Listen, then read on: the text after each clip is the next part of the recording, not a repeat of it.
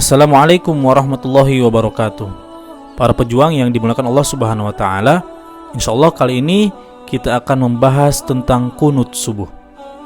Bagi sebagian orang, bicara tentang kunut dalam salat subuh mungkin sudah tidak menjadi persoalan lagi. Namun bagi sebagian yang lain, di beberapa daerah perdebatan soal kunut masih menyisakan banyak polemik. Masing-masing kelompok masih mengklaim dirinya paling benar dan paling nyunnah, sementara di luar kelompok mereka dianggap salah dan menyimpang dari sunnah Nabi Shallallahu Alaihi Wasallam. Bahkan di beberapa tempat, persoalan ini memicu perpecahan di antara para jamaah. Sebagian yang menggunakan kunut menganggap yang pakai kunut tidak sah sholatnya. Sebaliknya, yang tidak melakukan kunut pun menganggap yang pakai kunut bid'ah. Dan sesuatu yang bid'ah akan membatalkan sholat. Walhasil, oleh sebagian orang, kunut ini menjadi standar dalam membedakan antara pemahaman suatu kelompok di masjid tertentu. Karena itu, rasanya penting bagi kita untuk mengetahui persoalan ini secara utuh, agar kita tidak mudah terjebak dalam polemik tersebut dan tentunya bisa lebih bijak dalam menyikapinya. Nah, pertanyaannya sekarang adalah, bagaimana sebenarnya pendapat para ulama dalam memandang persoalan ini? Persoalan membaca doa kunut pada salat subuh ketika i'tidal kedua merupakan ranah ijtihad yang diperselisihkan oleh ulama salaf antara yang melakukan kunut subuh dengan yang tidak. Masing-masing memiliki dalil pijakan yang sama dari Nabi SAW. Hanya saja mereka memiliki ijtihad yang berbeda. Karena itu, sebelum mengkajinya lebih jauh, ada satu kaidah yang penting kita pahami bersama, bahwa al-ijtihad la yunqadu bil ijtihad, yaitu suatu ijtihad tidak bisa dimentahkan oleh ijtihad lainnya. Artinya, karena sama-sama lahir dari ijtihad, maka tidak boleh ada saling sikap menyalahkan.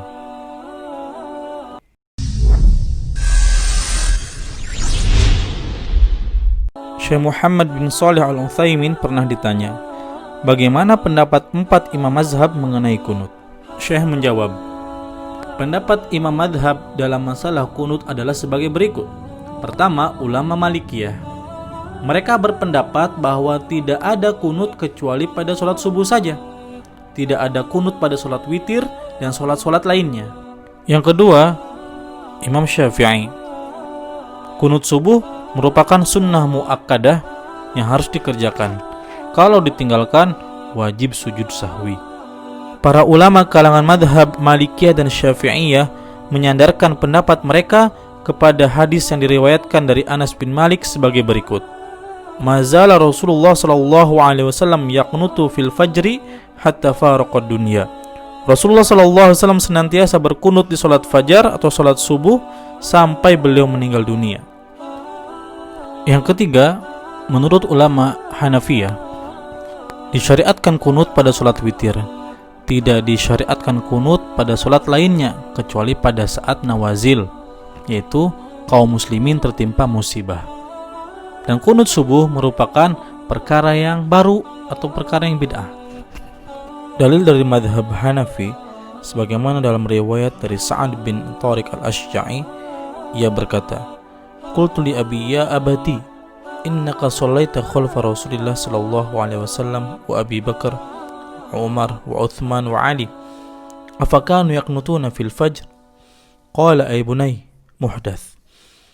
Aku bertanya kepada bapakku, wahai bapak, sesungguhnya engkau pernah sholat di belakang Rasulullah dan di belakang Abu Bakar, Umar, Uthman dan Ali. Apakah mereka itu semuanya mengerjakan kunut subuh terus-menerus? Jawab ayahku, hai anakku, itu perbuatan bid'ah. Hadis riwayat Ahmad, Tirmidzi, Nasa'i dan Ibnu Majah. Menurut mazhab Hambali, kunut dalam salat subuh tidak disyariatkan kecuali bila ada kunut nazilah. Dalil mazhab Hambali adalah hadis dari Abu Hurairah radhiyallahu anhu, anna Nabi sallallahu alaihi wasallam qanata syahran yad'u ala ahya'in min ahya'il Arab thumma tarakahu. bahwa Nabi Shallallahu Alaihi Wasallam berkunut selama 1 bulan, mendoakan kabilah di antara kabilah Arab, kemudian beliau meninggalkan doa tersebut. Dalam kitab Zadul Ma'ad, Ibnu Qayyim menyatakan bahwa Nabi Shallallahu Alaihi Wasallam terkadang meninggalkan kunut dalam subuh dan kadang-kadang beliau juga berkunut.